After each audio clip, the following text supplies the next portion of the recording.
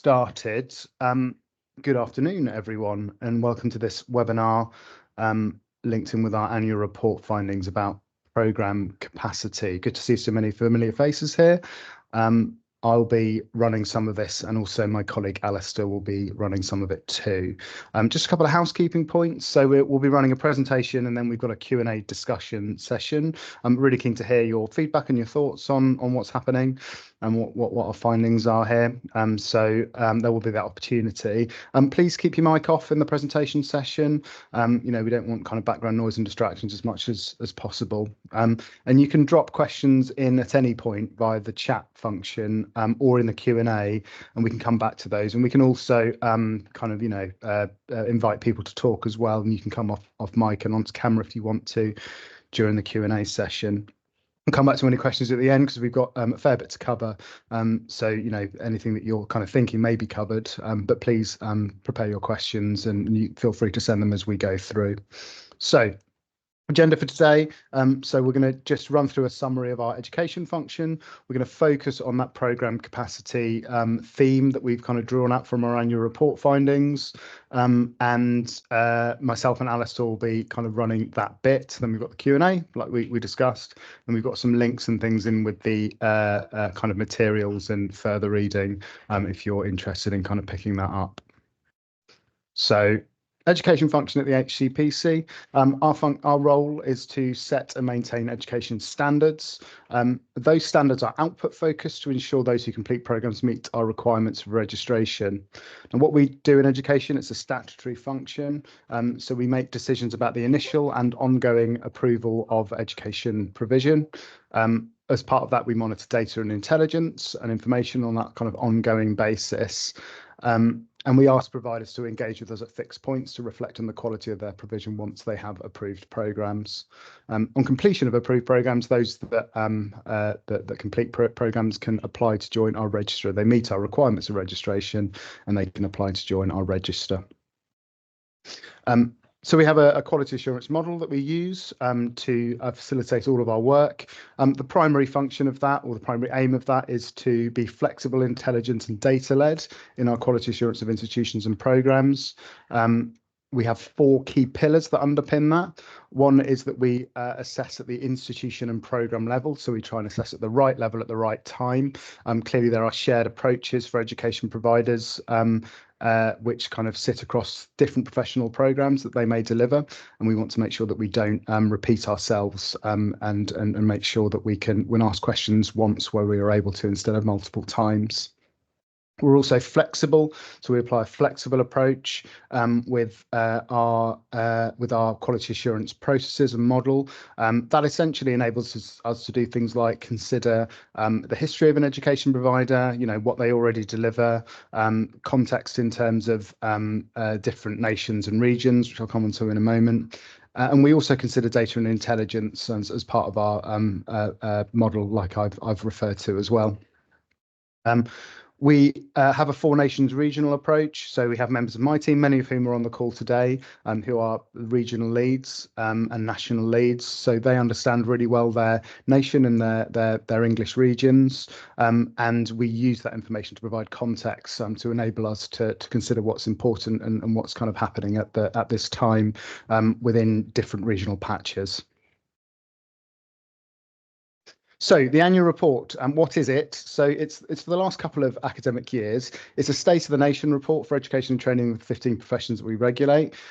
It's focused on kind of key areas linked to the quality of education programmes leading to HCPC registration and the challenges faced by the sector. Now, it's a fairly long report, so it's 147 pages in total. There's lots of detail in there. We want this, though, to provide insight to our stakeholders. There's no point in producing something like this and having it sit on a shelf, which is why we're running these webinars. So we've drawn out 7 key themes, and today this programme capacity is one of those key themes. Those should enable us to have conversations about the key areas. So today, programme capacity, anything that might need to change, and anything that education providers should be thinking about linked in with these specific areas.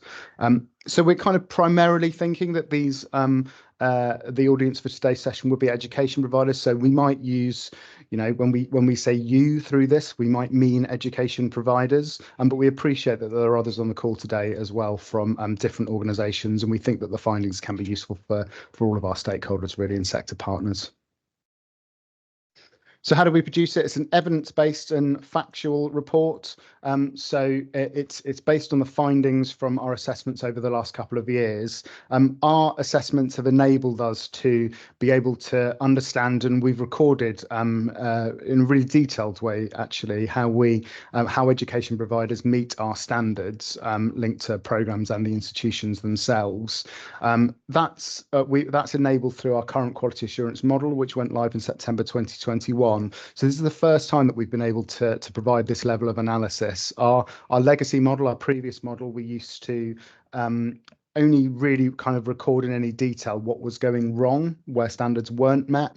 Now, clearly we do that too, but we also are able to and do record how education providers meet our standards and programmes meet our standards, which has enabled this insight piece that we've produced. So moving on to the theme for today, programme capacity. A bit of background first.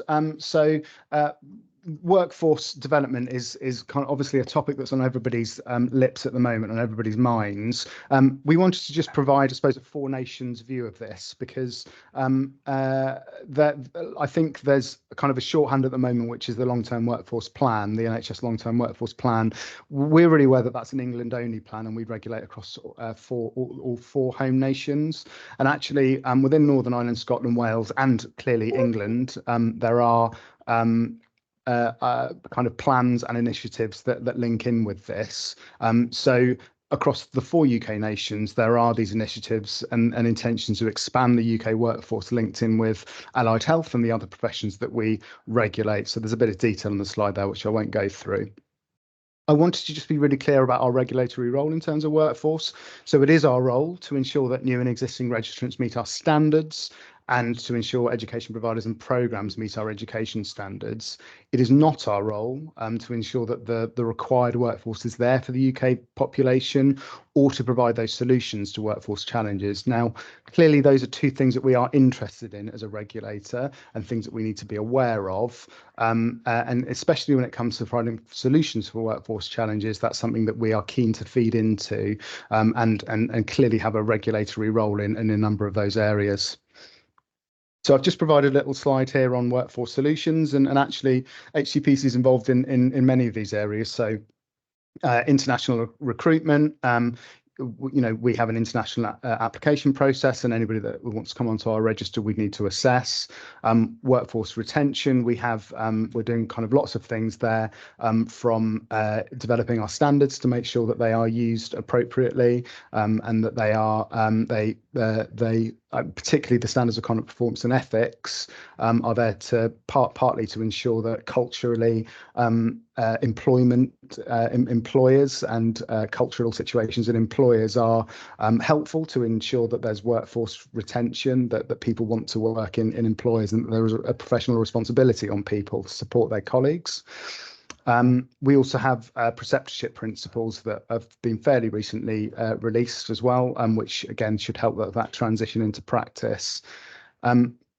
And obviously, we're also interested in professional roles and deployment. So, developments to kind of particular roles. So those need to be reflected in our standards of proficiency, for example. And, understanding things like where allied health professionals might work in different environments. For example, allied health professionals might work in different environments to more traditional environments. But today we will be focusing on education routes, kind of particularly the routes into registration that we kind of regulate in from the education team's perspective. Anthony, I can see you got your hand up there. We're keeping questions for the end unless it's something maybe technical that there's a problem if you maybe can't hear me or something. Is there? Yeah. Apologies, Jamie. It is something technical for me, and it may well be for others. The slides are not synchronized, so I can see that you're talking about things about slide 11, but on my screen, if I synchronize them to you, I'm stuck on slide 3. So I'm just wondering if there may be an issue, and if others aren't synchronized, it may be useful just to clarify to people which slide you're speaking on. Okay, sure. Thank you, Anthony. I have just reloaded the slides. So I'm on slide 11 at the moment. So hopefully others can sync. Okay, so others have said that it's okay for them. So great. Okay, thanks for the point, Anthony.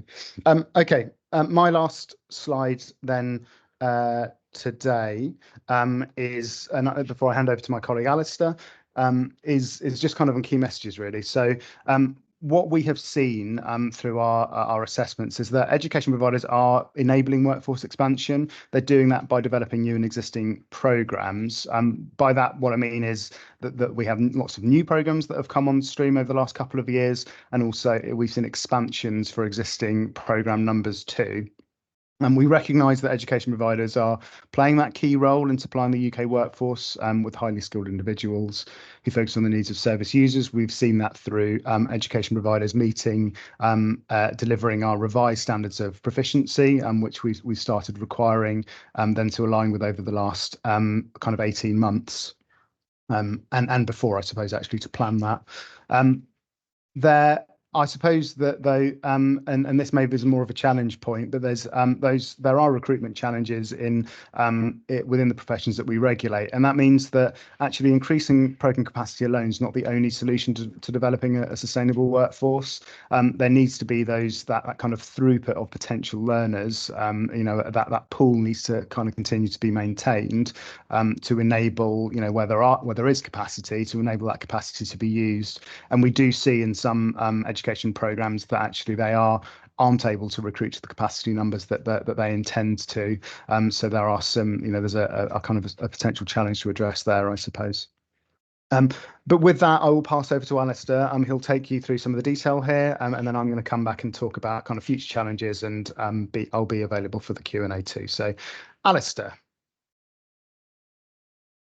Thank you very much. I'll let you keep control of the slides and just ask you to slide me through, just so we don't lose anything as we go on. So yeah, good to see everybody. Good afternoon. So I am Alistair. I'm the Education Quality Officer at the HCPC for London, and I'm going to take you through kind of what we've seen over the past few years and just kind of some of the challenges that might be around going forward. So starting off, obviously, what we've seen is, the pipeline for future professions has grown. We are seeing, programs coming through the pipeline generally, new approvals, and this is coming from, all across the UK. And some of this could be as a result of new funding strategies that do exist in the kind of devolved powers and also in England with the NHS long-term plan. Through this, obviously, we're seeing a bit of a shift towards potential new degree apprenticeship programs. I think it is important to know also that the growth is not uniform. It's not like everyone's growing kind of at the same length, and this can lead to kind of crowding and issues with placements and things like that. Different professions are under pressure because of this. For an example, in London, we see some capacity issues with practice-based learning placements in physiotherapy, and so securing those placements is kind of the challenge. But it is reassuring to see that these programs do remain popular, particularly for physiotherapy in London. And we are seeing education providers come up with increasingly innovative ways to kind of secure these placements, whether or not that is through smart timetabling to avoid clashes, using kind of fair use models with other educational providers in the same region, and just also working to support placement partners in building new capacity going through. And there's many of these we'll talk about all the way through. There's things like simulated learning, virtual reality, but we'll talk about this as we go on. So yeah, challenges generally are being overcome, and we are seeing obviously innovative ways that do go towards that and in finding new ways to get through that. And it's about also, as it says there, kind of education providers growing their programs in a capacitable, reasonable way. It's not about kind of sudden growth. We are seeing kind of generally across the, there are growths, but a lot of it seems to be in proportion. So get some numbers on that. Can I go to the next slide, please? So this gives kind of a little bit of data around this, and obviously with these professions that are up there, we are seeing obviously growth across the board in these professions. At least other ones that are not included there is not seeing as much growth. But as you can see there are some that kind of seeing just a few percentage points of growth, a lot more seeing, a lot more. And again, going back to physiotherapy, obviously the largest number on the board of total learner capacity at the moment. So yeah, again, the uniform growth or not uniform growth, and therefore, if it's not uniform here, it's not going to be uniform geographically. We are seeing growth in terms of total program growth. So that's kind of what that first green statistics there with the program growth, that is obviously referring to the total number of programs of each kind, with some saying 25, 29%, and others obviously much lower, only 4%, but still growth. And then the overall numbers obviously meaning the amount of learners on these programs, because obviously we shall see new programs come in, which will obviously bring new learners, but equally existing programs could also see growth in learner numbers on these programs, especially if there are new routes of them going through, and if they are adding, things like a apprenticeship route. And again, none are showing decline. So this just gives us a bit more context in terms of what we're actually looking at number wise in terms of these total numbers, learner numbers and programs. Next slide, please. So we mentioned a bit before, practice-based learning is going to be, it's one of the key areas we see with sessions, obviously, during our approval process when we go through new programs. Visitors on the case, obviously, very keen to see that there is, that it's integral, obviously, to have practice-based learning as part of the program, and ensuring that there is kind of the places for this. So what we are seeing generally is diversification of settings. So we're seeing more and more placements in non-traditional, non-NHS settings. And I mean, the example I usually give of this is if you look at kind of paramedic learners, the traditional placement for paramedic learners would have been ambulances. We're seeing increasing non-ambulance based practice-based learning placements for paramedics. So there is kind of this the idea of going out and finding different ways to kind of get these this learning communicated. And we are generally happy with this. We are happy with the range of practice-based learning. And for us, ultimately, it's if this can support, if it is a non-traditional placement and it does support the delivery of the learning outcomes, it means that these learners are going forward and meeting standards of proficiency. And obviously, the programme is meeting our standards of education and training. We are happy with that. We're not going to be restrictive on how they can deliver practice-based learning. And yeah, we do generally look at them in terms of, there are the traditional routes, which will always remain important, having these traditional placement settings, but these new emerging areas of practice can also be included. Simulation is mentioned briefly before. This can support practice-based learning and it delivers experience which may not be covered necessarily in practice-based learning. You can have different scenarios that you might not see just on placement in a kind of medical situation. You might then see this something that could be delivered in a kind of simulated situation, and it definitely helps learners prepare for the real life situations that might not be covered otherwise. When we don't set limits on what can be delivered or how much simulation is permissible, but programs obviously do need to still ensure that the kind of the real life experience still in place to support delivery of the standards of proficiency and the learning outcome. So we're not seeing the idea that simulation and kind of acted out role play style placement situations would replace traditional kind of real life experience, but it can definitely supplement it. And the little thing to add in there is obviously the increased technological support we're seeing in terms of simulations, such as virtual reality and computer simulated simulations. So this is definitely an emerging area that we're seeing, and obviously it gets considered as part of approval process, and obviously things we're now seeing education providers discuss as part of their ongoing performance review process as well.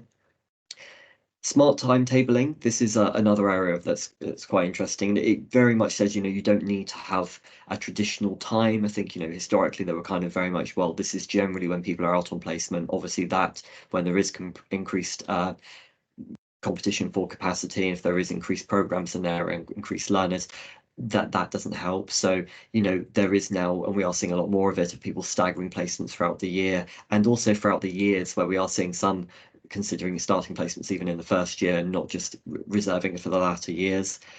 Obviously we need to ensure that the theory is there at first, obviously, and the theory and practice definitely need to be well integrated with this approach. It's need to have that preparation in place and the theory alongside the placements whenever they might be occurring.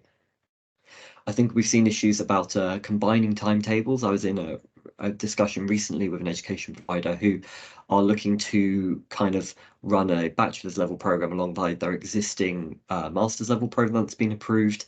And the plan they're looking there is to, have learners at different levels, obviously one's at master's level, one's at bachelor's level, doing completely different duties, but maybe within the same site, within the same hospital or something. And there's quite a few, obviously, kind of hidden benefits from this as well. The placement, the ambition there for the placement would be, if they do occur on the same site, there's shared transport opportunities, there's a lot more shared learning. There's almost like, the bachelor students being able to speak to the master students who've kind of gone through maybe some of their concerns, anxieties before. So definitely could be facilitating more kind of sharing of information and interprofessional education as well. So there's kind of hidden benefits there as well, but it's quite smart to see how they'd maybe try and balance that up, and it gives the kind of bachelor's learners maybe a familiarity with somewhere they might get placed if they do stay on to master's level as well. And yeah, obviously this links to our standards. This is obviously, we look at this through the approval of a program. It's specifically looking at standards 3.6, 4.4, 5.2, and 5.3. And obviously, we can see that this does concern capacity. The fact that there must be an integration of theory and practice, and that practice-based learning is integral to this is obviously all part of that. And obviously there is processes in place and to ensure the quality of practice-based learning that is occurring as well. Next slide, please. So yeah, so practice-based learning in terms of showing how our requirements met, and obviously, in terms of capacity, we very much are looking to see that there is a system in place for ensuring that capacity, that there is a monitoring process that the education provider is employing with their different practice placement sites, and if they're talking to the educators and things like that.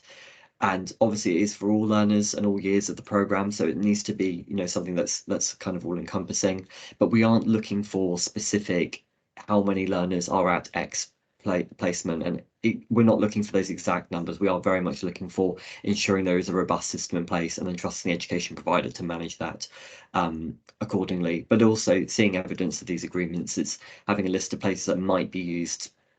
That's all well and good, but we need to see obviously that there are agreements in place that these placement providers are supporting these education providers in providing this that vital practice-based learning. Again, this goes back to the whether or not practice-based learning is present in all years. I think it does mention years there, but it could be that there's some years where there aren't placements. Sometimes we've seen tradition in the first year. It might occur later in the years, but it definitely isn't always the case. And there are cases that they are spaced out. And also, again, with the whole smart timetabling, people starting to run placements early in the year, in the autumn and winter as well.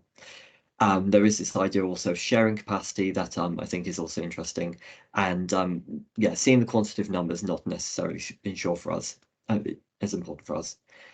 So yeah, looking beyond capacity, there's also the range of practice-based learning, seeing there are different kinds of practice-based learning support bringing through and giving different kinds of experiences. So again, achieving all those learning outcomes is the most important thing. And we've already mentioned the idea of quality, and that the education provider having processes in place to ensure that quality, obviously it says mechanisms to ensure the quality is in place initially, but also going forward as well. It's no good you've ensured at the very beginning of the process and the very beginning of the program you've got quality in place. That needs to be a kind of ongoing process to ensure that remains in place. And if there are issues, how are you acting in terms of resolving that, and potentially even worst case scenario, having to withdraw learners from that situation. We don't want that to happen. So it's good to have these processes in place and that these are robust. Again, it talks about the idea of simulation. So again, practice experience prior to, or even supplementing, having gone on placement already. This can give a bit of a trial run for learners going before they go out their first placements, but equally going back and kind of compounding that learning and running over things they've already experienced in a real life situation, again through simulation. And again, defining which areas they are using technology. I mean, there's all kinds of innovative things coming through with the simulated and VR learning, and even simulation suites being able to replicate the kind of sounds and smells that even learners will be used to on placement as well. Next slide, please. There are continuing challenges. I think we do recognise that there is not an unlimited a resource in terms of practice-based learning, even with, you know, innovative innovations there in terms of, you know, the smart tabling and all those things we mentioned before. There is a finite pool of places learners can go and a finite amount of people who can teach them. I think we do recognise that, and we are increasingly hearing from our stakeholders, including the organisations in devolved powers and obviously NHS England across England as well, that with the Workforce Training Education Directorate, there is capacity being reached. They are concerned about in certain areas. But through our assessments, education providers have obviously been able to show us that they have secured this additional capacity for learners. So that is obviously something we are always concerned about, and it's one thing we are very much looking to in our role as regional leads, is within our nations and regions, kind of going out and contacting these different stakeholders that are going to be able to feed back to us and let us know how this is going and how much capacity there is out there. It does give us obviously consideration about the viability of programs. If programs are coming to us with the prospect of running, we need to obviously know there is practice-based learning capacity to support this and achieve these learning outcomes. It does, you know, there is also the worry if capacity dries up, how these programs do facilitate this. We have also seen a diversification of placements. I think we've mentioned before, with traditional placements being supplemented with placement settings. And again, we do consider this against our standard 5.2, and this does require that an appropriate range of practice-based learning is available to support the delivery of the learning outcomes and the standards of proficiency. So even if they aren't in a traditional setting, it is still something that is being adhered to in our standards. That's obviously important for us to ensure through our assessments. Through performance review, so that's our periodic engagement we have with education providers, we have seen that growth in overall capacity of programs, it is being considered, it is something they reflect upon in terms of what their overall learner numbers are doing, if they've seen maybe a decline or a rise in overall learner numbers on their programs, or if they're considering, even if we haven't got to approval stage, they might mention at this point there is developments going forward to expand their programs or learner numbers, and it's something we explore through that as well. So it's not just obviously at approval, it is kind of an ongoing conversation we have with them to ensure that this is something that can be delivered. And yeah, we were able to, within the situation, kind of feed to them kind of where we are hearing about kind of different challenges, and there is obviously more thought needed and attention from education providers, but I think through the performance review process, we are seeing that kind of work being done by education providers.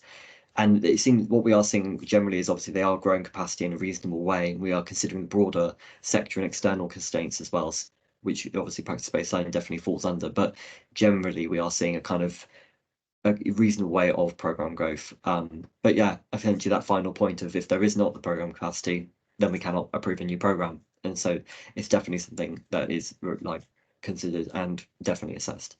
Next slide, please. Securing resources. So yeah, through the approval process, education providers need to demonstrate how they will resource an effective program. And I mean, that is obviously in terms of what physical resources are available, what you know, time in terms of staffing. There's quite a few available things there. Obviously, practice-based learning does feed into this as well, and this essentially is for the learners. This is so they achieve their learning outcomes, that they are able to then meet requirements as a registrant and going forward with that. We are also discussing different models of learning. I mean, the traditional way of learning, obviously in university setting, is one way, but obviously we are seeing increased amounts, you know, with the degree apprenticeships coming through, and there are obviously other discussions about, you know, where things are online and where there is, you know, what resources are available online for recapping as well. And yeah, we do pick up and investigate a lot of the challenges around resources. So that as much as there is physical learning space and there is there is also resourcing additionally and supplementary to support learning. So whether or not that is through internet, IT and library facilities, and also, you know, all these things all contribute to the learning. Obviously, we need to ensure our regulatory standards are met, and the four standards in this area very much, you know, the 3.1, ensuring the sustainability and fitness of purpose of the program, essentially. 3.9, ensuring that there is appropriate number of staff in place at the education provider to deliver any new programs that come through, whether or not that's a program expansion or if that is through whole new programs coming through. 3.12 is about the resources. Again, it's not just obviously having the resources, about them being appropriate and accessible to all learners. So whether or not that is through, you know, kind of increased amounts of physical and internet-based resources. And then 3.13, arrangements to support the learners. So obviously that is about then not just having resources and not just having, you know, the physical resources and internet resources available on staff. It's also supporting them through their process as a learner to achieve the learning outcomes. Next slide, please. Obviously, there are challenges around staffing as well. So within this pipeline of new programs, obviously there is a challenge of pipeline of academic staff. I mean, back with the finite amount of placement capacity, there is a finite amount of people to teach on these programs as well. So we're also seeing, obviously, like it says there, the profile of healthcare educators. We are seeing people kind of age out of the profession, kind of moving on to alternative careers as well. And it's how attractive is it as a career in terms of being an educator in this situation. So it takes time to grow and develop this academic staff. You know, if someone leaves, that, you know, they're taking a wealth of knowledge with them, and it will take time for someone else to have come in and to be up to that level as well. Stakeholders of ours have noticed, obviously, the challenges there are in attracting potential staff into academia. This includes the profile of the academic workforce with with the healthcare educators obviously reaching that retirement age. And we realise that obviously efficiencies can be gained with this kind of developing of staff models. And obviously a lot of universities, well, all universities will have some kind of model in place that we look through our standards to support and develop staff, as well as developing and supporting learners. I think the tipping point for this is existing staff are not able to, with existing staff not able to support these learners. So are they going to reach that kind of critical mass, I suppose, in terms of, you know, that would be where we'd have to say, well, how are you going to deliver this in terms of if the staff are at capacity and there is no more staff to be gained, that obviously would lead to a slowdown in the idea of growth or expansion of programs. And we are aware that a number of education providers are also undertaking lots of restructuring exercises, which may lead to, or may have already led to, redundancies within the academic workforce. And we do recognise, obviously, there are current challenges with financial sustainability of education providers, whether or not if that's more structural or if there is to do with specific programmes not being as profitable. But we do recognise this is a conversation that is happening across the UK with different education providers. But it is important that continued alignment, you know, with our outcome-focused standards is needed when considering workforce modelling. So it's obviously something we are very aware of, and it is important to consider this when looking to expand any programs and just approve any new programs as well.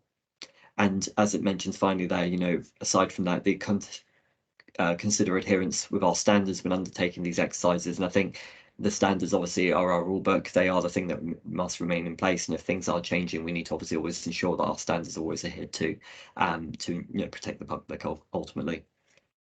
Next slide, please. So these are the specific standards that are linked to staffing. So obviously we've got 3.3, which looks at the continued assurance that there is an appropriate person in place with an overall professional responsibility for the program. So obviously that goes back to real kind of program leadership and management, having that person in place who is appropriately qualified, educated and experienced to be able to continue that program going forward. That's obviously one that, you know, that's obviously one of our standards linked to staffing. Supporting these program leaders and program moderators essentially is an adequate number of appropriate and qualified and experienced staff in place to deliver the programs, as well as obviously having that in place of a leader. They need that strong team around them to continue to deliver the top class programs that they do. And also, when considering expansion, it's also something to have in place. You need that team in order to deliver. It's not just down to having one or two. It needs to be a robust team. The subject areas being obviously taught by educators that are the relevant and experienced knowledge for that program, and the staff, again, having that development plan, having that appropriate support in place for staff members to be able to do their job. And these are things that we obviously do review as part of our approval process. It's something that we discuss very much on a kind of quality and performance level in terms of performance review. But if there are concerns, if there are challenges, we do have our focus review process that can come in and look at a specific issue, a specific educator, or multiple. It really depends. But there is definitely kind of that regulatory function in place to ensure that these standards are met. Next slide, please. And I think I'm handing back over to you, Jamie. You are. Thank you very much, Alistair. Thanks for taking us through all of that so clearly and in such detail. Thank you. So I've got one more slide here, and then we'll kind of come across to the Q&A. I want to try and give us a decent time for the Q&A. Just kind of looking to the future, the top kind of bubble here, we've already kind of mentioned in that there are plans across the 4 UK nations about workforce expansion.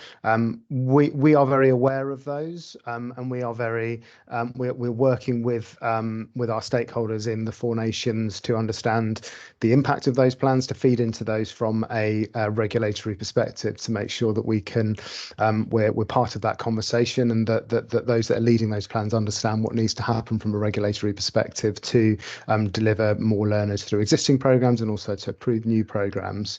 I